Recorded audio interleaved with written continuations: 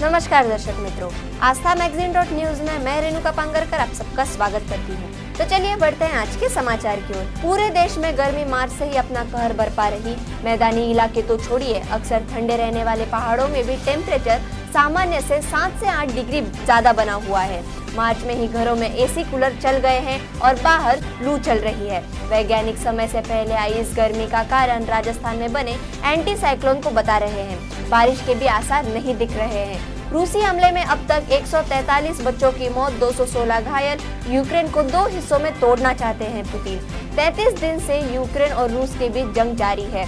Ukraine का दावा है कि रूसी हमले में अब तक यूक्रेन के 133 बच्चे मारे गए हैं, जबकि 216 से ज्यादा घायल है। हालांकि ये आंकड़ा अभी भी और बढ़ सकता है। दूसरी तरफ यूक्रेन डिफेंस इंटेलिजेंस विभाग के प्रमुख का दावा है कि पुतिन यूक्रेन को नॉर्थ कोरिया और साउथ कोरिया के तर्ज पर तोड़कर ईस्टर्न और वेस्टर्न यूक्रेन बनाना चाहता है। इसी के साथ ही रूस अपनी बॉर्डर से क्रीमिया तक लैंड कॉरिडोर बनाने की कोशिश में भी जुटा है। चीन का सबसे बड़ा शहर कोरोना का हॉटस्पॉट शंघाई में 5 दिन का लॉकडाउन। चीन का सबसे बड़ा शहर सोमवार से 5 दिन के लिए बंद हो रहा है। शहर प्रशासन बढ़ते ओमिक्रॉन केसेस पर कंट्रोल करने के लिए यह कदम उठा रहा है। चीन सरकार इसके बाद देश के पश्चिमी हिस्से में 1 अप्रैल से कोरोना टेस्टिंग करेगा। इसके लिए भी वहां लॉकडाउन लगाया जाएगा। इमरान बोले, भारत हर मामले में हमसे बहुत आगे। पाकिस्तान के प्रधानमंत्री इमरान खान की सरकार के खिलाफ सोमवार को नेशनल असेंबली में अविश्वास प्रस्ताव पेश होगा। इस पर वोटिंग 3 या 4 अप्रैल को हो सकती है। माना जा रहा है कि इमरान अपनी सरकार को नहीं बचा पाएंगे।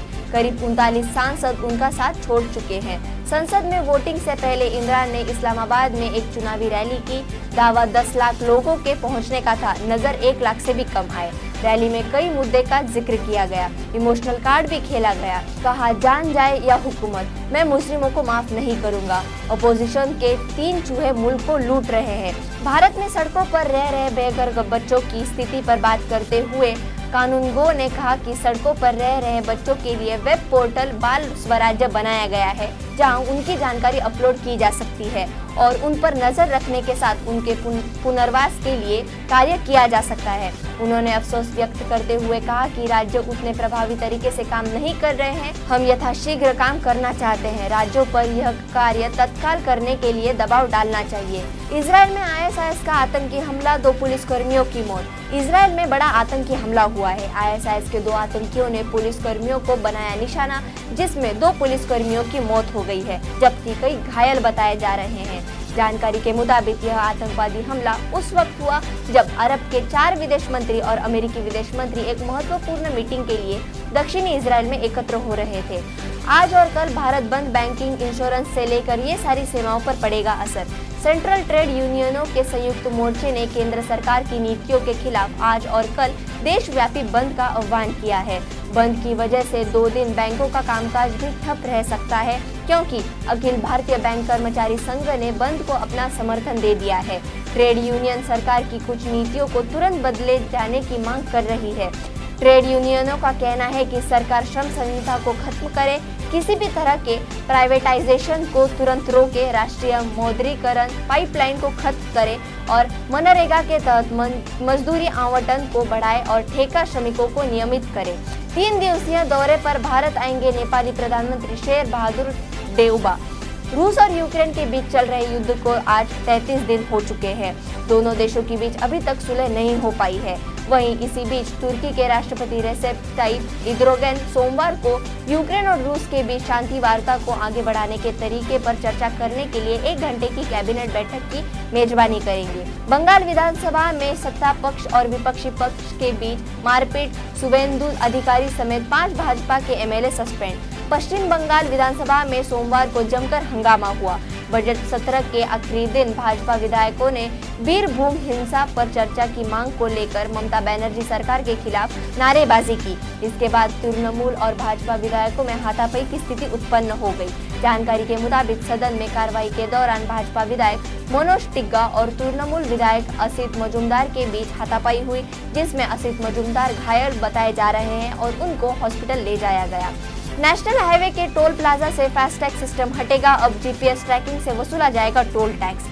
देश में एक बार फिर टोल कलेक्शन सिस्टम बदलने जा रहा है। देश भर के टोल प्लाजा से फास्टैग सिस्टम को हटाया जाएगा और इसकी जगह GPS ट्रैकिंग के जरिए टोल वसूलने का नया सिस्टम लगाया जाएगा। यह सिस्टम कई यूरोपीय देशों में सफल हो चुका है।